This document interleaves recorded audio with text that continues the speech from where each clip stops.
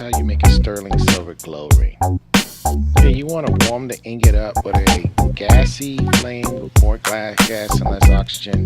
So you put some soot on the ingot and warm up the metal so it's not cold. Okay, you want to turn up your oxygen a little bit, get your flame a little hotter. This time what you want to do is put a little boric powder at the bottom of your crucible so that the metal will not stick and flow easier when you go to pour your ingot. Then what you want to do is add your 97.5% silver with 2.5% copper to make your sterling silver.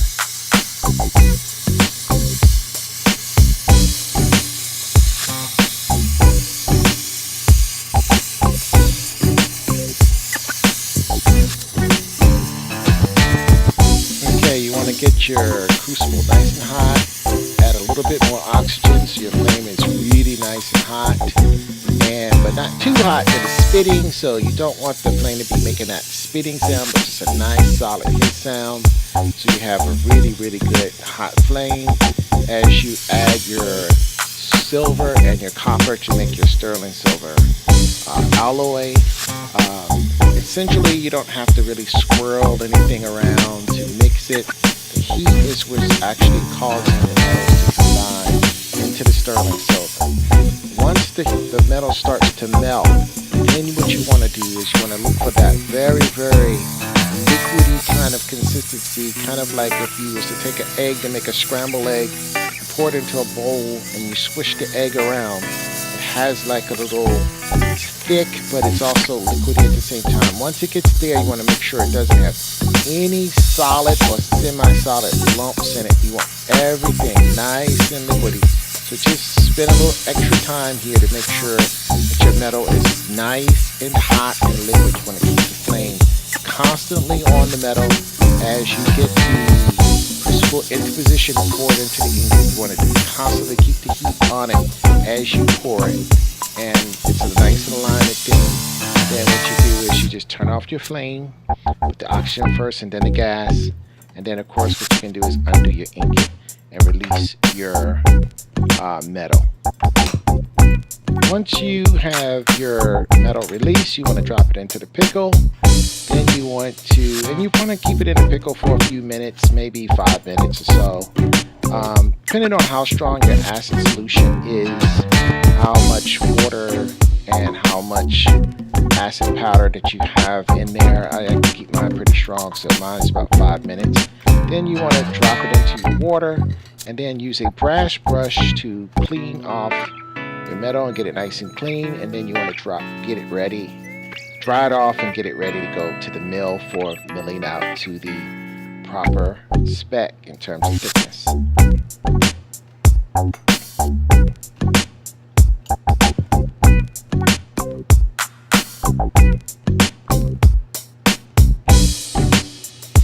Okay, here we have the metal getting ready to go over to the rolling mill, where we're going to do many processes of milling it down. And I generally go about 2 or so millimeters at a time in terms of mashing it, rolling it through the rolling mill, taking it down a millimeter or so. Then annealing the metal with a nice medium annealing type flame. Then back to the rolling mill, mill it down until it's the right dimensions, the right size, the right thickness that I want it. You just go back and forward as many times as necessary until the metal is the right thickness and size that you anticipate for the project. And once we get the metal to the dimensions we want, we're going to cut it down and then we're going to glue on the type that we're going to use to make the font that's going to appear in the top of the ring. And we're just simply going to go into your favorite graphic program and print out a design of font or whatever we want to say. In this case, this ring is going to say 3D artist. And we're going to just cut this down. We're going to apply some glue to the back of this. And we're going to glue this with Elmer's type glue onto the metal.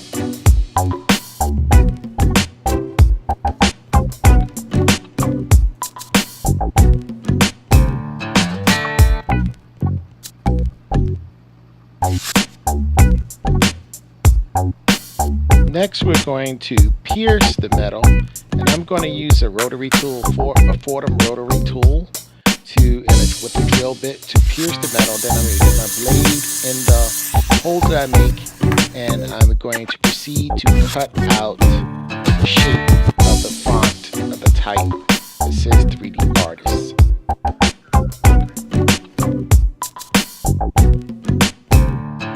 We're going to use the rectangular piece, and we're going to bend it around a piece of pipe to make the shank of the ring. Here I'm using some parallel pliers to just put the last little bend on the ring just to get it just where I want it. Okay, I'm going to measure it off so that both sides are nice and even, so I have a nice perfect U shape to make the exact size that I need for the ring. Okay, here I'm going to make sure it's absolutely a perfect U shape. I'm also going to make sure that the tops are perfectly flat, so that the top plate can fit perfectly flat on that for when I go to solder it in the next step. Of course, I'm not going to show you the soldering step. I'm just going to assume you know how to solder, but there's going to be a plate that fits right over that U shape to kind of be the top of the ring. I'm going to do a separate video on soldering because soldering has a lot of complexities to it and subtleties, and I really would like to just focus on soldering. And then after you watch that video, then you should know how to solder all these pieces to actually be able to make this ring if you should want to, and be able to solder any solder joint together.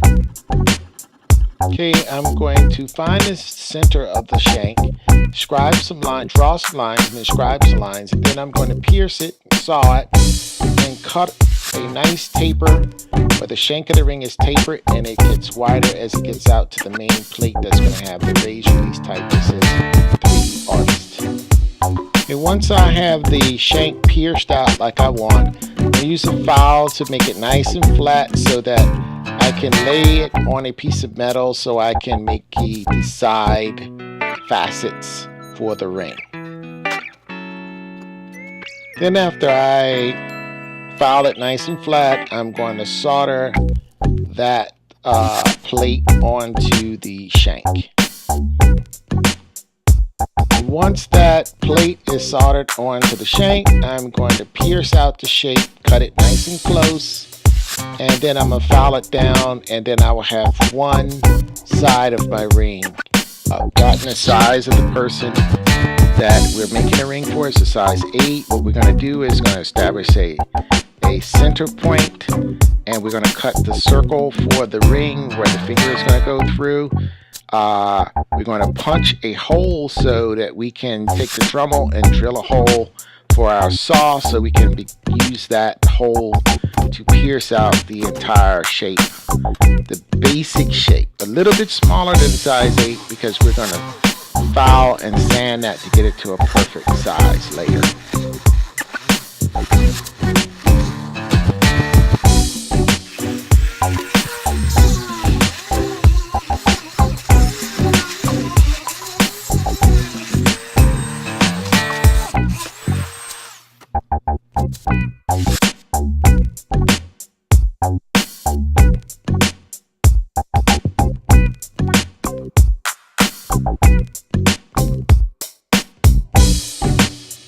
Okay, we're going to repeat the same thing on the other side. We're going to take the plate and we're going to solder it to the other side. We're going to scribe out a circle that's perfectly aligned with the first side that we soldered on, pierce it, and then we're going to cut that out as well, and we will have a nice basic shape for the ring.